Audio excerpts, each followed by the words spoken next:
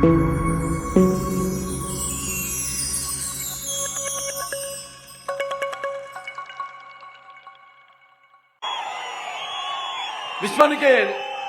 నట విశ్వరూపం ఎలా ఉంటుందో చూపించిన కారణ జన్ముడు, నా తండ్రి, నా గురువు, నా దైవం నందమూరి తారక రామారావు గారికి నివాళులు అర్పిస్తూ, అలాగే మరి ఆనాడు సత్యం కోసం సతిని అమ్ముకున్నాడు హరిశ్చంద్రుడు, తండ్రి మాటకే నడవులోకి వెళ్ళాడు శ్రీరామచంద్రుడు, తమ్ముడు అన్న సేవకే అంకితమయ్యాడు లక్ష్మణుడు, అలాగే పతి దైవమని భావించింది సీతాదేవి, చాపకుడితో సమతను నేర్పెను పలనాటి బ్రహ్మన్న, మేడి పండులా మెరిసే సంఘం గుట్టు పిప్పెను వేమన్న, వితంతువుల విధి వ్రాతలు మార్చి బతుకులు పండించే కందుకూరి, అలాగే తెలుగు భారతిని ప్రజల భాషలో తీర్చిదిద్దెను గురజాడ, స్వతంత్ర భారత రథసారథి అయి సమనాన దూకే నేతాజీ, సత్యాగ్రహమే సాధనముగా స్వరాజ్యమే తెచ్చే బాపూజీ, గుండెకెదురుగా గుండె నిలిపెను ఆంధ్రకేసరి టంగుటూరి, తెలుగు వారికి ఒక రాష్ట్రం కోరి ఆహుతి ఆయను అమరజీవి. ఇది మనం చరిత్ర. ఇప్పుడున్న వాళ్ళలో చాలా మంది చూసుంటారు, కుర్రాళ్ళు ఉన్నారు ఇప్పుడు ఇక్కడ, మీరంతా నేర్చుకోవాలి, తెలుసుకోవాలి.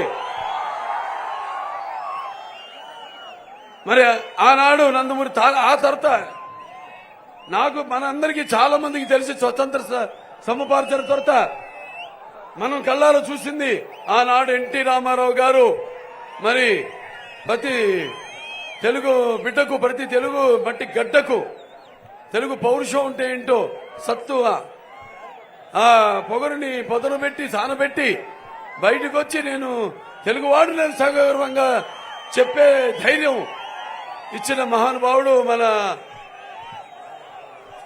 తెలుగు ఆరాధ్య దైవం నందమూరి తారక రామారావు గారు. మరి ఆనాడు చాలా మందికి రాజకీయాలంటే తెలిసినా అంత చురుకుగా ఉండేవారు కాదు, అసలు పట్టించుకునేవారు కాదు, చాలా మందికి తెలిసేది కాదు. అటువంటి నందమూరి తారక రామారావు గారు రాజకీయాల్లోకి వచ్చాక మరి ప్రతి ఒక్కడికి కూడా ఒక రాజకీయ చైతన్యం తీసుకొచ్చిన మహానుభావుడు నందమూరి తారక రామారావు గారు. మరి ఎంత ఆ తర్వాత తెలుగుదేశం పార్టీ ఎప్పుడు ఏ క్లిష్ట పరిస్థితుల్లో ఉన్నా కూడా ఆదుకునే సమాజమే దేవాలయం, ప్రజల దేవుళ్ళు, నేను దాంట్లో అర్చకుణ్ణి అని ప్రజల చేత దేవుడుగా కీర్తించబడ్డ ఆయనే సమాజమే దేవాలయం, ప్రజల దేవుళ్ళు, అందులో ఒక అని చాటి చెప్పిన మహానుభావుడు నందమూరి తారక రామారావు గారు. ఎందుకు చెప్పాల్సి వస్తుందంటే, ముందు ఇక్కడ కొత్త చెరువు ఆనాడు ప్రజాస్వామ్యం కూని చేయబడుతుంటే ఎన్టీ రామారావు గారిని పదవిచ్యుతుడిని చేసినప్పుడు రాష్ట్రమంతా ఒక విప్లవం చెలరేగింది. అందులో మొట్టమొదట కొత్త చెరువు నుంచి కొందరు వాళ్ళు ప్రాణార్పణ చేశారు ఆ ఉద్యమంలో. ముందుగా వాళ్ళందరూ కూడా నా ఘన నివాళి తెలియజేసుకుంటూ, ఆ తర్వాత మూడోసారి మొన్న రాష్ట్ర విభజన తర్వాత అవిభక్త ఆంధ్ర రాష్ట్రం విభజన తర్వాత ఆంధ్ర రాష్ట్రం స్థాపించబడ్డాక మరి ఆనాడు కూడా మీరంతా ఆంధ్ర రాష్ట్రం యొక్క దిక్కు చూసి ప్రపంచాలకే విజన్ ఆదర్శం తెలుగుదేశాన్ని గెలిపించి మన చంద్రబాబు నాయుడు గారిని ముఖ్యమంత్రిని చేశారు మీరంతా. ఇవి చరిత్ర అంటే. ఇప్పుడు మనం చాలా క్లిష్ట పరిస్థితుల్లో ఉన్నాం. ఇవాళ మనకి ఎన్నికల యుద్ధం మొదలైంది, ఎన్నికల సమరం మొదలైంది, ఎన్నికల కురుక్షేత్రం మొదలైంది. మీరు దీంట్లో తేల్చుకోవాల్సింది మరి మీకు అభివృద్ధి కావాలా, అరాచకం కావాలా, లేకపోతే మీకు అభివృద్ధి కావాలా, అరాచకం కావాలా అన్నది, అలాగే మీకు సంక్షేమం కావాలా, లేకపోతే మీకు ఒక స్థిరమైన ప్రభుత్వం కావాలా, లేకపోతే మీకు ఒక స్వర్ణయుగం కావాలా, లేకపోతే ఒక రాక్షసుడి పాలన కావాలా, ఒక చీకటి రాజ్యం కావాలా అన్ని తేల్చుకోవలసిన క్లిష్ట పరిస్థితిలో ఉన్నాం ఈనాడు మనం. రామారావు గారు మన తెలుగు జాతి యొక్క ఉనికిని ప్రపంచం మొత్తానికి తెలియజేస్తే మరి చంద్రబాబు నాయుడు గారు మన తెలుగు వారి మేధస్సును ప్రపంచం మొత్తం తెలియజేశారు. ఈనాడు నిరుపేదల వారి ఇంటి ముంగిటికి కూడా ఆనాడు రామారావు గారు గురుకుల పాఠశాలలు అయితేనేమి, లేకపోతే ఈ కేంద్ర విద్యాలయాలు అయితేనేమి, అలాగే బీసీ సంక్షేమ హాస్టల్ అయితేనేమి, ఇలాంటివి ఎన్నో విద్యలో ఎన్నో విప్లవాలు తీసుకొచ్చారు ఆయన. అలాగే కూడు గుడ్డ అనే కనీసపు నిత్యావసర వస్తువుల్ని ప్రజలకు అందజేశారు. చెప్పుకుంటూ పోతే చాటడంతా ప్రపంచంలో ఎవరు చేయలేదు, చేయనివి ఎన్టీ రామారావు చేశారు. తర్వాత చంద్రబాబు నాయుడు గారు ఏదైతే రామారావు గారి మానస పుత్రిక అయితే తెలుగుదేశం ఉందో దాన్ని అదే క్రమశిక్షణతో ముందుకు తీసుకెళ్తున్నారు. తెలుగుదేశం పార్టీకి ఉన్నందరూ కార్యకర్తలు ప్రపంచంలో ఏ పార్టీకి లేదు.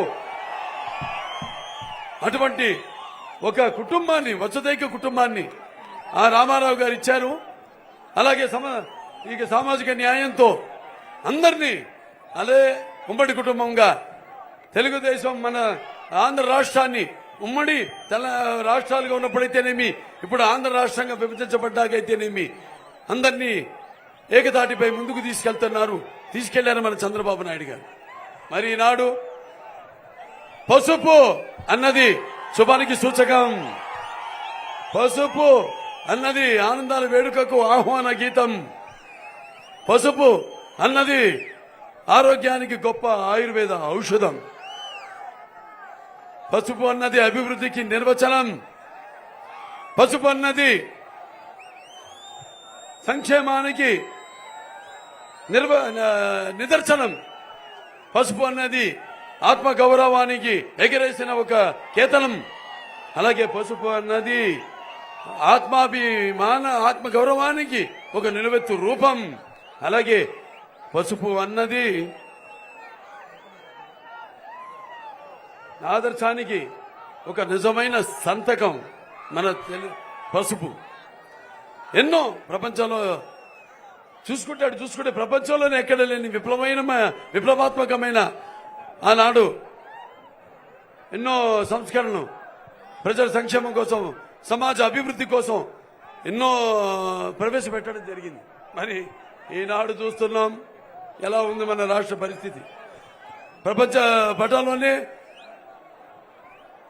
ప్రథమ స్థానంలో ఉన్న మన ఆంధ్ర రాష్ట్రం, అంటే ఆంధ్ర రాష్ట్రం ఏర్పడ్డాక ఏదైతే 15,000 లక్షల కోట్ల రూపాయలు బడ్జెట్ లోటుతో రూపుదిద్దుకుందో, మరి దాన్ని పూడ్చి మన పక్క రాష్ట్రం తెలంగాణతో ధీటుగా తలసరి ఆదాయాన్ని పెంచి మరి మన రాష్ట్రానికి ఒక దిక్సూచిగా నిలిచాడు మన చంద్రబాబు నాయుడు గారు.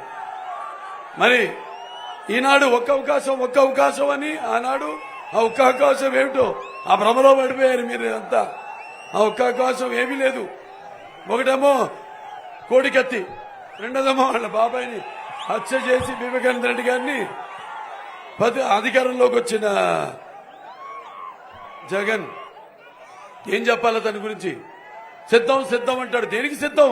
మీరే ఆలోచించండి. తల్లిని చెల్లిని ఇంటి నుంచి తరిమేశాడు. అలాగే తన బాబాయిని హత్య చేయించిన నిందితులను కాపాడుతూ మరి వాళ్ళ చెల్లికి ద్రోహం చేశాడు. వాళ్ళకి సమాధానం చెప్పమనండి, వాళ్ళకి సిద్ధమని చెప్పండి, వాళ్ళకి సమాధానం చెప్పండి, మనకు కాదు సిద్ధమని చెప్పడం. అలాగే వచ్చిన వారం రోజుల్లో సిపిఎస్ రద్దు చేస్తానని మరి కల్లిబొల్లు కబుర్లు చెప్పి అధికారులను మోసం చేశారు. వాళ్ళకి సమాధానం చెప్పమనండి. అలాగే నా ఎస్సీలు, నా బీసీలు, నా ఎస్టీలు, నా మైనారిటీలు అని చెప్పుకుంటూ మరి ఈ ఒక ఎమ్మెల్సీ అనంత్ కుమార్ దళితుడైన తన కార్ డ్రైవర్ని మరి హత్య చేసి డోర్ డెలివరీ చేశారు. వాళ్ళకి ఆ కుటుంబానికి మళ్ళీ అతని ప్రాణాలు తిరిగివ్వమని చెప్పండి. అలాగే ఒక కుర్రాడు తన అక్కని వేధిస్తున్నారని చెప్తే అతని మీద పెట్రోల్ పోసి అతన్ని చంపేశారు దారుణంగా. వాళ్ళ కుటుంబాలకు సమాధానం చెప్పమనండి. అలాగే ఇక్కడ ఒక రైతుల విషయానికి వస్తే మరి రైతు సంస్థలను నిర్వీర్యం చేసేసి తీసేసి ఆత్మహత్యలకు అప్పులకు రైతులను గురి చేసిన ఆ రైతులకు సమాధానం చెప్పమనండి. అలాగే తనని పోలవరాన్ని గోదావరిలో కలిపేసి తనని బ్లాక్ లిస్ట్ చేసిన ఎవరైతే కాంట్రాక్టర్ ఉన్నారో వాళ్ళందరూ పెట్టిన డబ్బును తిరిగి వాళ్ళకి ఇవ్వమనండి. మన తెలుగుదేశం కార్యకర్తలు సర్పంచులు గిరిపంచులు అందరూ కూడా అభివృద్ధి ధ్యేయంగా ఎన్నో పనులు చేపట్టారు అప్పుడు చేసి. ఆ డబ్బులన్నీ తిరిగి ఇవ్వమనండి. కేంద్ర ప్రభుత్వం ఇచ్చింది డబ్బు ఇవ్వమని మళ్ళీ వీళ్ళు కోర్టుకు వెళ్లారు. అది వీళ్ళు కోర్టుకు వెళ్ళడం ఏంటో నాకు అర్థం కాల. ప్రభుత్వం డబ్బు ఇస్తే దాన్ని తిరిగి దేనికి ఖర్చు పెట్టారో ఆ డబ్బు తిరిగి ఇవ్వమంటే కోర్టుకు వెళ్ళడం ఇదంతా చాలా వింతగా లేదు.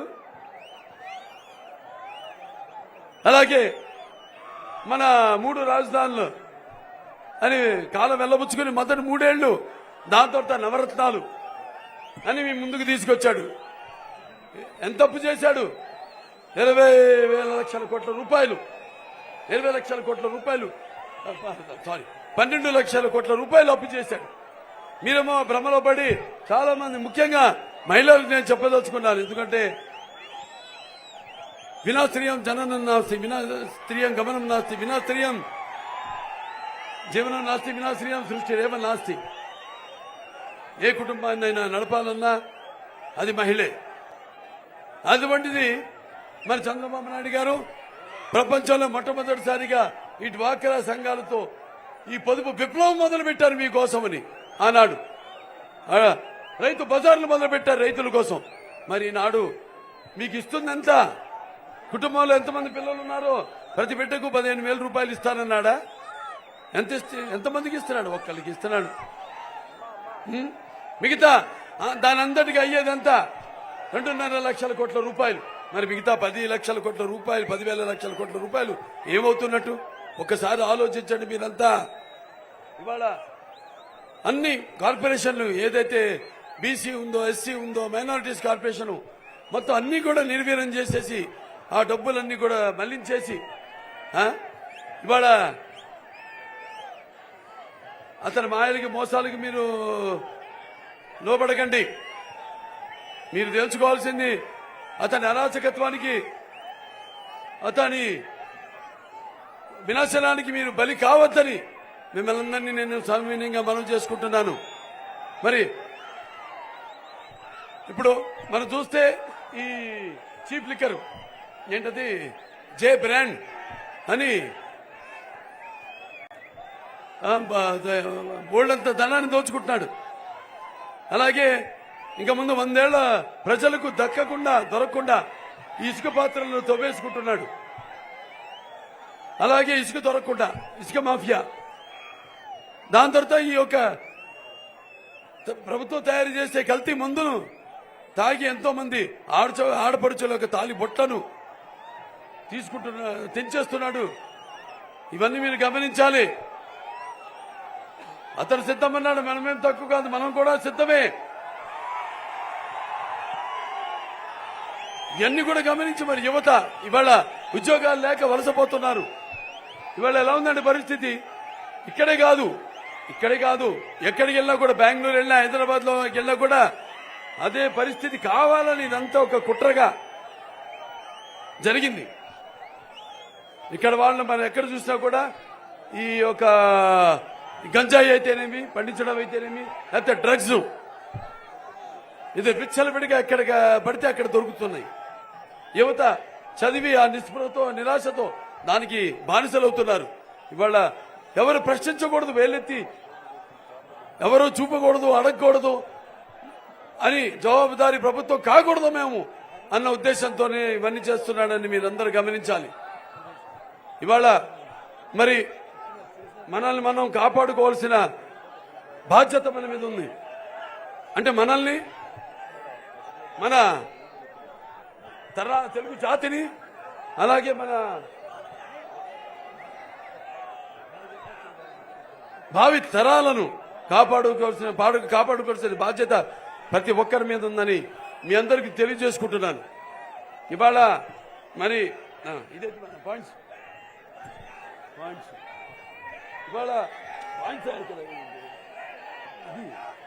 ఇవాళ అనంతపురం జిల్లా పుట్టపర్తి నియోజకవర్గం అభివృద్ధిలో పరుగులు పెట్టించింది తెలుగుదేశమే. జిల్లాలో 1,30,000 మంది రైతులకు 90% సబ్సిడీ ఇచ్చి ఇన్పుట్ సబ్సిడీతో డ్రిప్ ఇరిగేషన్ పరికరాలు అందజేయడం జరిగింది. అలాగే హార్టికల్చర్ హబ్ గా అనంతపురం జిల్లాను అభివృద్ధి చేసింది తెలుగుదేశం. అరటి రైతుల ఆదాయం రెట్టింపు చేశాం. ఇన్పుట్ సబ్సిడీ అందజేశాం. రోడ్లు, బ్రిడ్జులు, అలాగే సాగు నీటి ప్రాజెక్టులను చేపట్టింది మన తెలుగుదేశం ప్రభుత్వం. పుట్టపర్తి నియోజకవర్గ ప్రశాంతతకు నిర్ణయం. ఇక్కడ ప్రజలు సౌమ్యులు. అలాగే భగవాన్ సత్సాయ నడియాడిన భూమి ఈ పుట్టపర్తి. ఆనాడు పల్లె రఘునాథ్ రెడ్డి గారి నాయకత్వంలో 2,772 కోట్లతో అనేక అభివృద్ధి కార్యక్రమాలు చేశాం. అలాగే ఆర్ఎండ్బి రోడ్ల కోసం 204 కోట్ల రూపాయలు, అలాగే పంచాయతీ రోడ్ల కోసం 150 కోట్లు ఖర్చు పెట్టి 100 కిలోమీటర్ల సీసీ రోడ్లు వేశాం. అలాగే 1,214 టిడ్కో ఇళ్లు కట్టాం. తాగునీటి పథకాలు కట్టాం. శ్మశానాలకి ప్రహరీలు కట్టాం. ఇటువంటి ఎన్నో కార్యక్రమాలు చేపట్టాం. అలాగే ఇక్కడ వాళ్ళ ఎమ్మెల్యే ఉన్నాడు, ఆయన శ్రీధర్ రెడ్డి. ఆయన చేసింది ఏమి లేదు, ఏం చేయని పాపానికి పోయాడు. ఆయన పాలిచ్చే ఆవును కాదని తన్నే దున్నపోతు లాంటి శ్రీధర్ రెడ్డిని ఎమ్మెల్యేగా గెలిపించుకున్నారు మీరు. ఈ ఎమ్మెల్యే బ్యాంకులకే టోపీ పెట్టి 1,974 కోట్లు ఎగ్గొట్టాడు. ప్రజలకు తాగునీరు లేక అవస్థలు పడుతుంటే తాగునీటి పైపు లైన్లను అనధికారంగా తన పొలాలకు మళ్లించుకున్న దుర్మార్గుడు ఎమ్మెల్యే శ్రీధర్ రెడ్డి. నల్లమడ మండలం అలాగే నెలసింగరాయలపల్లిలో సత్యసాయి వాటర్ సప్లైకి సంబంధించిన పైప్ లైన్ నీటిని తన పొలాలకు మళ్లించుకున్నాడు. తాగునీరు అందడం లేదని ఎగువ గ్రామస్తులు ఫిర్యాదులతో అధికారులు పైప్ లైన్ తొలగిస్తే వారిపై దాడికి ప్రయత్నించాడు. బూతులు తిడుతూ రెచ్చిపోయాడు. నా తోటకు ఏర్పాటు చేసిన పైప్ లైన్ తీసేంత దమ్ము ఎవడికొచ్చిందంటూ బెదిరింపులకు దిగాడు. మట్టి నమ్ముకుంటాడు, భూముల్ని కబ్జా చేస్తాడు. ఎవరైనా లేఅవుట్ వేయాలంటే కప్పం కట్టాల్సిందే. కనీస కరువు సాయం కూడా అందించకుండా రైతుల్ని నట్టేట ముంచాడు. అక్కడ జగన్ రెడ్డి పాదయాత్రలు అనేక హామీలు ఇచ్చాడు. పుట్టపర్తిని ఆధ్యాత్మిక కేంద్రంగా మారుస్తానన్నాడు. భూగర్భ డ్రైనేజ్ ఏర్పాటు చేస్తామన్నాడు. మారళ్ల రిజర్వాయర్ కాలువను తవ్వుతామన్నాడు. ఒక్క హామీ అయినా పూర్తి చేశాడా? ఒక్కటైనా అమలు చేశాడా?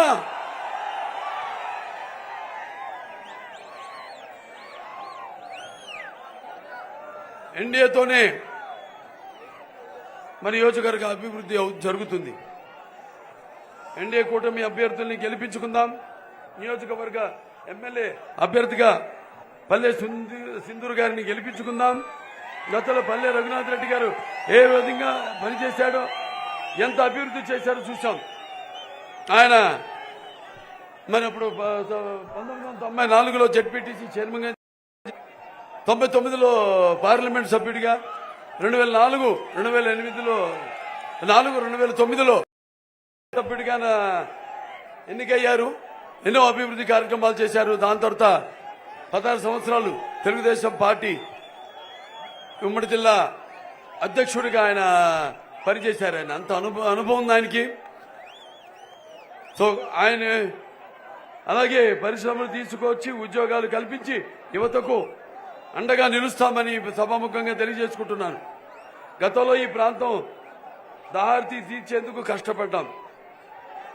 మళ్ళీ గెలిచి ఉంటే మరింత అభివృద్ధి చేసే అవకాశం ఉండేది. ఇప్పుడు గెలిచిన 2 ఏళ్లలోనే నియోజకవర్గంలో 193 చెరువులు నింపుతాం. అలాగే రింగ్ రోడ్డు చెరువు నిర్వాసితులను ఆదుకుంటాం. 100 రోజుల్లో టిడ్కో ఇళ్లను పూర్తి చేసి పేదలకు పంచుతామని ఈ సభాముఖంగా తెలియజేసుకుంటూ, మరి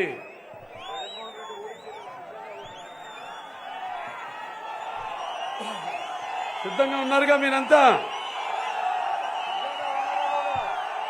సిద్ధంగా ఉన్నారా లేదా? మరి ఇవాళ మొత్తం అందరు కూటమి, మన తెలుగుదేశం అయితే, జనసేన, బీజేపీ అంతా కలిశాము. ఇదొక నిప్పుల ఉప్పెన, ఇదొక అగ్నిపర్వతం, ఇదొక పాశుపతాస్త్రం. ఈ కలయిక దీవించండి అందరినీ, ఈ కూటమి అభ్యర్థులందరినీ కూడా గెలిపించమని మనస్ఫూర్తిగా కోరుకుంటూ, మీకు మరి ప్రజాస్వామ్యంలో ఈనాడు మీకున్న ఆయుధం ఓటు. ఆ ఓటుని సరిగ్గా వినియోగించుకుని మీ ఉద్దేశాలను ప్రతిబింబింపచేసే మీ యొక్క అభ్యర్థుల్ని, ప్రతినిధుల్ని ఎన్నుకొని సమాజ స్థాపనకు, అలాగే సమాజంలో ఉన్న వ్యత్యాసాలను తొలగించడానికి, అలాగే సామాజిక న్యాయం అందరికీ అందడం కోసం మీరు ఉపయోగించవలసిన పరమ పవిత్రమైన సాయుధం అది. కాబట్టి మీరు దీన్ని ఏదో తాకట్టు పెట్టి, లేకపోతే కుదువ పెట్టి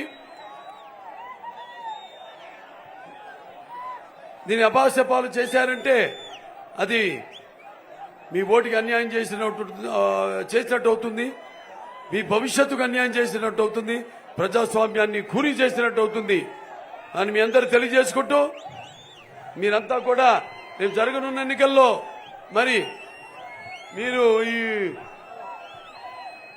జగన్కి మరి తన అణువు, తన నరం, తన ప్రతి రక్తపు బొట్టువు అపజయాన్ని తెలియపరిచేలా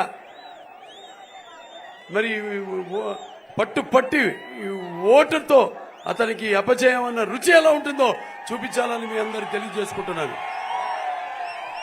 ఇది ప్రతి తెలుగువాడి గుండె మంట. అతనికి బుద్ధి చెప్పి ఇంటి తరిమే వరకు ఈ మంట చల్లారకూడదని మీ అందరూ తెలియజేసుకుంటున్నాను. ఇది ప్రతి తెలుగువాడి పౌరుషం. అతని ఇంటికి పంపించేదాకా ఈ రోషం నిద్ర పోకూడదని మీ అందరికీ తెలియజేసుకుంటున్నాను. అందుకే గతం మళ్ళీ యువతకంతా గుర్తు చేయాల్సి వచ్చింది. పెడదారిన పడకుండా మీరంతగా యువతరానికి ప్రతినిధులు, నవతరానికి నాయకులు, భావితరానికి భారతదేశపు మహాశక్తి. మనకున్నంత యువశక్తి ఇంకా ఏ ప్రపంచానికి లేదు. కాబట్టి మీరంతా కూడా వాళ్ళు చూస్తే దేశం బతుకుతాందంటే యువత వల్ల బతుకుతాంది, రైతు వల్ల బతుకుతాంది. కానీ ఇవాళ మనం చూస్తున్నాం, భూములన్నింటినీ కూడా కబ్జా చేసేసి ఈ వ్యవసాయాన్ని కూడా నిర్వీర్యం. అన్ని వ్యవస్థలు, ఒక రైతులనే కాదు, అన్ని వ్యవస్థలు కూడా, చట్టం, న్యాయం, అన్ని వ్యవస్థలు కూడా నిర్వీర్యం చేసేసి ప్రజలని ఈ టిడ్కో ఇళ్లు ఏదైతే కట్టించామో వాటి పూర్తి చేయకుండా ఒక క్యాలెండర్ ఇచ్చాడు, జాబ్ క్యాలెండర్ లాగా యువతకి ఇచ్చినాడు జాబ్ క్యాలెండర్. ప్రతి సంవత్సరాన్ని ఉద్యోగాలు ఇస్తామని, అలాగే ఈ టిడ్కో ఇళ్లు కూడా ఈ నెలల్లో ఈ జిల్లాలో ఇస్తామని ఎక్కడ పంచిపెట్టారు? ఇది ఇప్పుడున్న ఈ యొక్క ప్రభుత్వం యొక్క పోకడి. సో ఇవన్నీ దృష్టిలో ఉంచుకొని ఇది నేను చెప్పినట్టు ఒకటి మీరు గుర్తుపెట్టుకోండి, ఇది మన రాష్ట్ర భవితకు, మన భవితకు, మన భావి తరాల భవితకు సంబంధించిన ఎన్నికలు. అందరూ ఐకమత్యంగా, ఈ యొక్క రక్తానికి జాతి లేదు, మాంసానికి మతం లేదు, చర్మానికి కులం లేదు. నాకున్న జ్ఞాన సంపదలో వైశ్యుడిని, నాకున్న జ్ఞాన సంపదలో బ్రాహ్మణుణ్ణి, ఐశ్వర్యంలో వైశ్యుడిని, మంచికి మాలోని మంచి చేతులు తిరిగే మాదిగని, కష్టాన్ని నమ్ముకున్న కమ్మరిని, కొమ్మరిని, కంసాన్ని, నలుచుకుని, నాయ బ్రాహ్మణుణ్ణి, కపటం లేని యాదవుణ్ణి, ఆపదలు ఆదుకునే వెలమని వ్యక్తిత్వంలో రాజుని, అమ్మను మనిపించే కమ్మని, పౌరుషంలో రెడ్డిని, భుజబలంలో కాపుని అనుకుని ప్రతి ఒక్కళ్ళు ఈ కులాలకి దూరంగా, ఈ కులాల చిచ్చులో వాళ్ళు ఎన్నో సృష్టిస్తారు. ఆయన అతను అన్నట్టే నా బీసీలు, నా ఎస్సీలు, నా ఎస్టీలు, నా మైనారిటీలు అని మొత్తం ఏం చేశాడు, మొత్తం రాష్ట్రం అంతా కాష్టాల్లో తయారు చేశాడు ఈ జగన్మోహన్ రెడ్డి. కాబట్టి మీరంతా గుర్తు పెట్టుకోండి, అందరు ఐక్యంగా కలిసి మెలిసి ఈ ఉద్యమంలో పోరాడాలి. మళ్ళీ మన గత చరిత్రను ఏదైతే నేను చెప్పానో దాన్ని నెమరేసుకొని ఏదైతే మన కళ్ళ ముందు జరిగిందో దాన్ని మనం ఇప్పుడు మళ్ళీ కళ్ళ ముందు చూస్తున్నట్టే మనం కూడా దీంట్లో భాగం పంచుకోవాలి. ఈ ప్రజాస్వామ్య పరిరక్షణలో, ఈ రాష్ట్రంలో ఈ నియంతృత్వానికి ఒక అంతం పలకాలి. మీరు ప్రతి ఒక్కరు మీ ఓటు అనే ఆయుధంతో తెలియజేసుకుంటూ, మరి మీ ఓటు గుర్తు ఏది? మీ ఓటు గుర్తు ఏది? మీ ఓటు గుర్తు ఏది?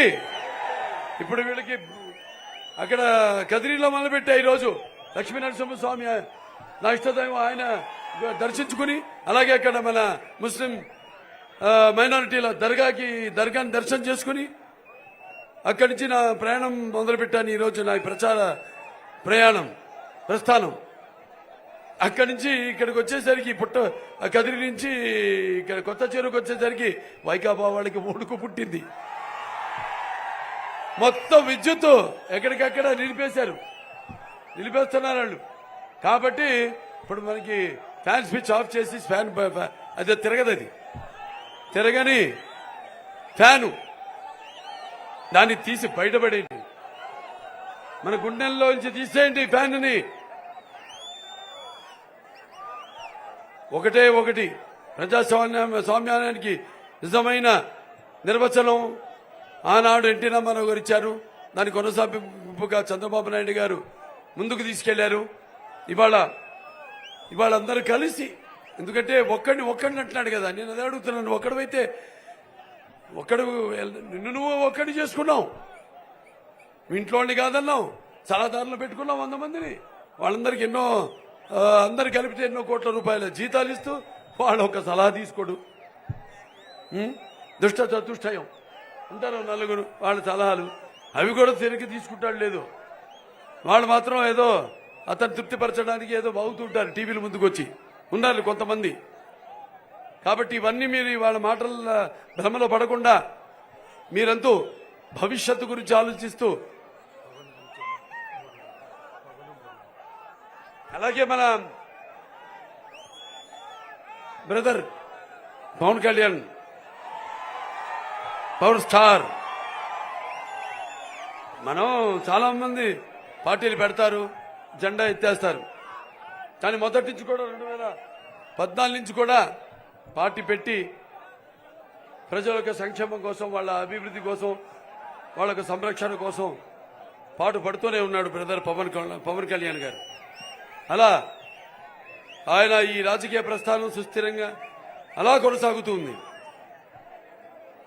కాబట్టి ఆయన కూటమిలో భాగం కావడం, అలాగే బీజేపీ మోడీ గారు మనకి ఇక భవిష్యత్తులో మనకు రావాల్సి ఏదైతే కొన్ని చట్టబద్ధంగా మనం చేయాల్సిన ఉన్నవో, ఇప్పుడు ముస్లిమ్స్ ఉంది, రిజర్వేషన్ ఉంది, 4% ఉద్యోగాల్లో చదువులు అయితేనేమి, దానికి చట్టబద్ధత కల్పించడం కోసం అయితేనేమి, ముస్లింల వాళ్ళ అన్ని విధాలుగా వాళ్ళ అన్ని అవసరాలను పరిరక్షించుకుంటూ వాళ్ళ అవసరాలను తీర్చుకోవడానికైతేనేమి, మన దగ్గర అందరూ ఒక వైసదైక్య కుటుంబంగా ఇక్కడ నేను చెప్పినట్టు అందరూ కలిసి ఉన్నాం. ఇలాగే